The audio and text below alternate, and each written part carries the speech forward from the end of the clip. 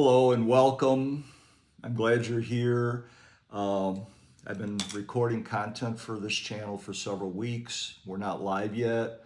We're getting really close to go live here any day. And I thought, well, I should share my story, my drinking and how I arrived at sobriety. So this isn't, my whole life or anything by any means, but it's just that part of it, my drinking and drug use and how I arrived at sobriety.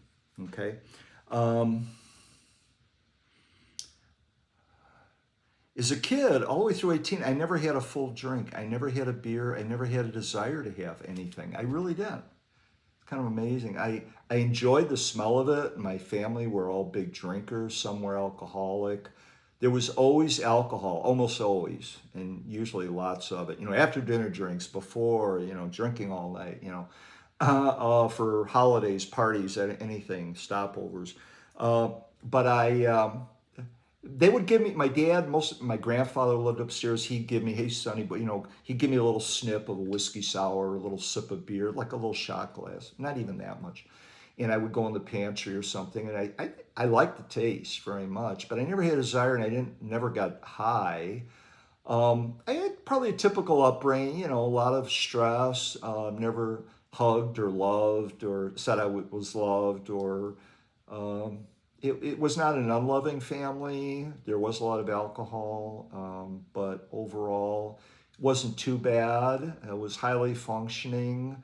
So it wasn't like I was desperate, like I needed to drink. But anyway, college, my freshman year, the very first week, I pledged a fraternity, the very first week at college. Went away to college, first week, I'm in the dorm, pledged a fraternity, and the first Friday, they had a kegger, keg of beer in the social room, and I had one big mug, and then they gave me another mug, and it was like I saw God. Oh my gosh, I was so high, I was so happy, I felt so good. I just finished my first week of college. I'm a pledge of fraternity. It kind of felt like I was really, really, really nailing it.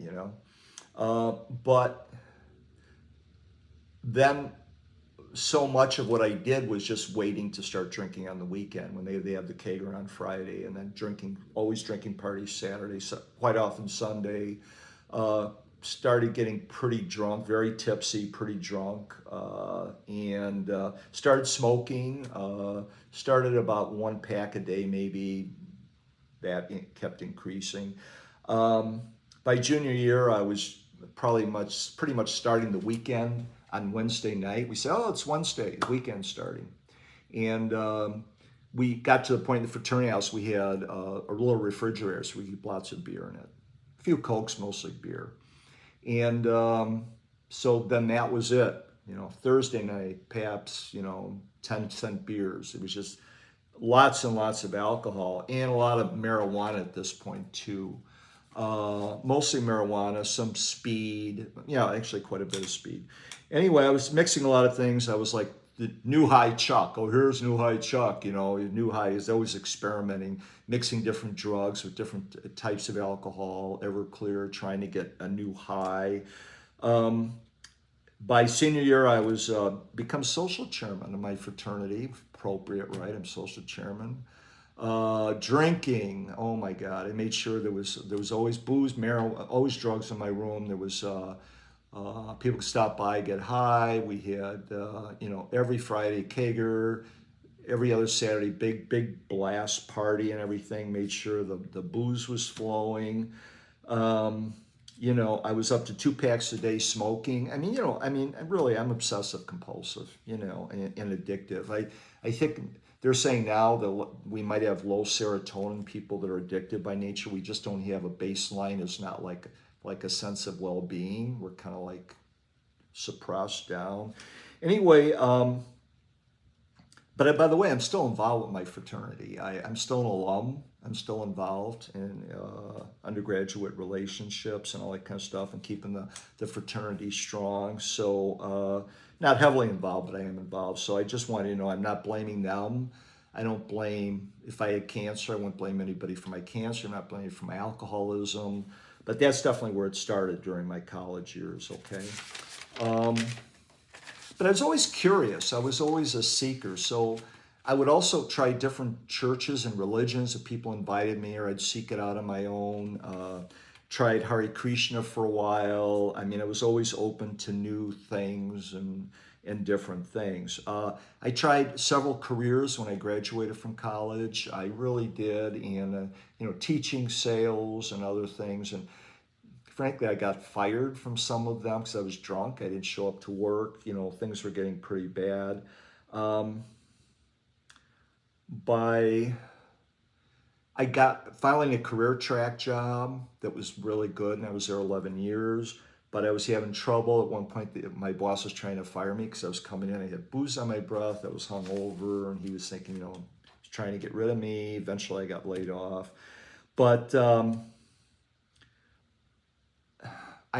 my drinking was so bad. I had blackouts I think every weekend. I mean, it got to the point where every time I pick up a drink, I don't even remember anything after so many hours.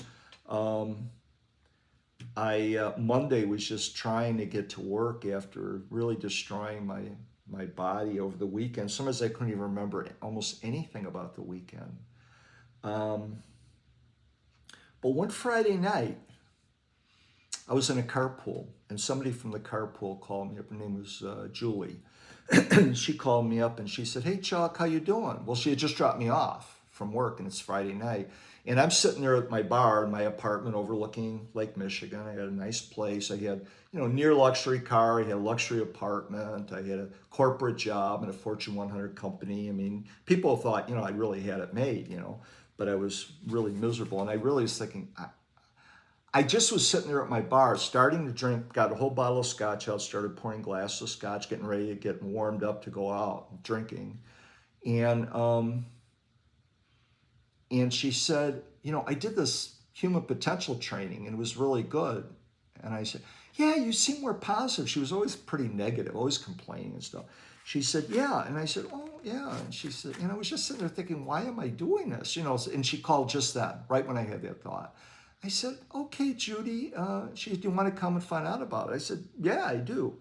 But of course, being alcoholic, I would be drunk, I would stand her up, So she came to me once at work. I was at the photocopier. She said, Chuck, I'm not going to invite you again to find out about this. She said, this is the last time. I said, okay, I'll go. It's a Monday night. Okay, so I went the following Monday. Okay, so we went. I knew I needed a dose of reality, and they were saying that we could make our life better and, have the life we wanted and human potential, all that kind of stuff. So I was sold because I knew I needed something. So when I went to, it was about $2,000 in today's money. And so it wasn't cheap for that week. And I just said, they as I was going through the line registering, giving them, oh no, I already paid, I think. They said, you have to sign a form. You won't do any drugs, any alcohol. You commit to not even taking Tylenol. We want to make sure you're totally aware of where you're at because that clouds your judgment. We want to make sure you get the most out of this training. And I said, I can't do that. I can't go a whole week without drinking or doing anything. Like, what? And they said, that's okay. Why don't you step out of line, let the other people through to register. We'll give you your money back. And I thought so much of them. I thought, you know what? I don't have any friends that cared about me. My family didn't even that much really. And I thought, nobody did.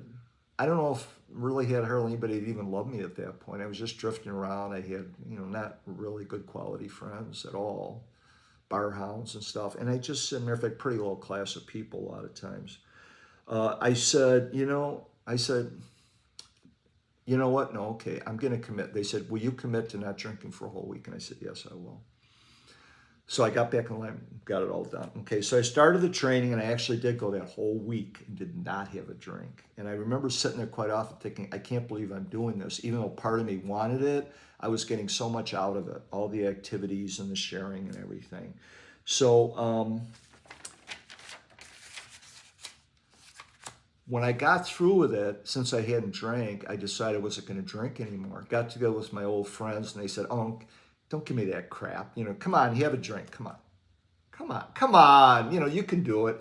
And I said, yeah, I feel stronger now. I have self-awareness. I have more self-esteem. They said, you can have a drink. Come on. had a drink. Well, again, just gone. And so this went on. I would go a week or 2 weeks from January. Now I'm coming into April, and I could never go, I don't think, more than a week or two without drinking, and I would just get smashed and feel remorse, which I didn't used to feel so much remorse. And so finally I was in a workshop, and we went out for dinner after one night of the workshop, went to a Greek restaurant, and I'm doing like one ouzo after another.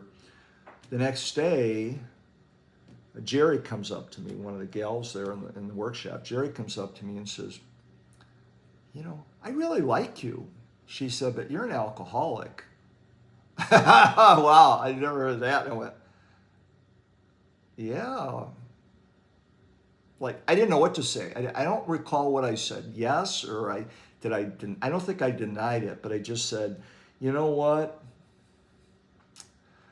So she said, I'm going to an open AA meeting after the workshop today. And she said, you're coming with me. A real bossy type one. I said, okay.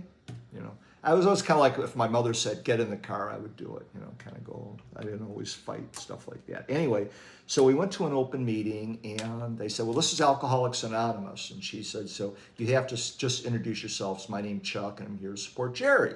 So I said, okay, that's what I did. And I was very uncomfortable there. And I thought, oh, these people, this is a low life.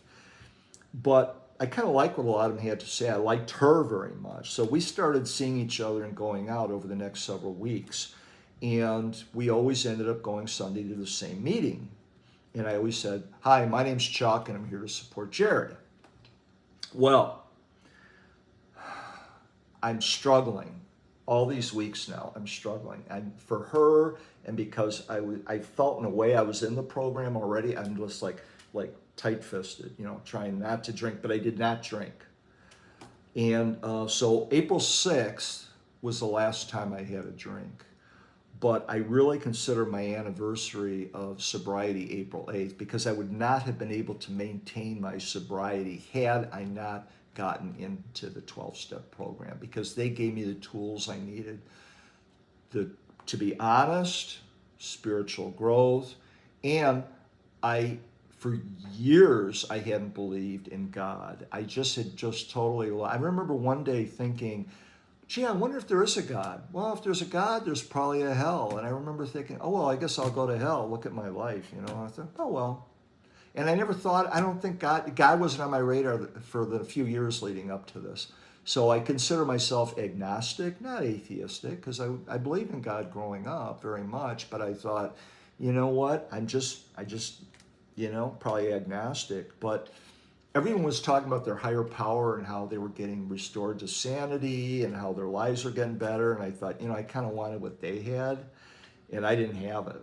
And so that May 8th, when we went around the room and I said, my name's Chuck and I'm an alcoholic, so many of the people got up, they're applauding, and I felt like I just sunk in my seat. I felt so low, like whale crap at the bottom of the ocean. I was just so low. I just said, oh my God. And not everybody, but a lot of people around me were clapping, and I thought, because they were happy for me, because they knew that was a new beginning. But for me, that was the lowest, most shameful time of my life, where I felt worthless, undisciplined, weak beyond imagination. I felt like so ashamed of myself. I did not want to be an alcoholic. And now they call it alcohol use disorder. So whatever it is a disorder. And it is a disease, because I had no ease about most of my life. Not when I was drinking. I had a lot of dis-ease with my life. So anyway, but that was the beginning of the end, the end of my drinking. And because of AA, I really owe my sobriety, and it's certainly one of the main bases, or the main basis of my life, that I've been able to maintain sobriety for over 4 decades, one day at a time. And I am very grateful to my higher power and the grace he bestowed on me, and the program. Thank you for listening. Thank you very much.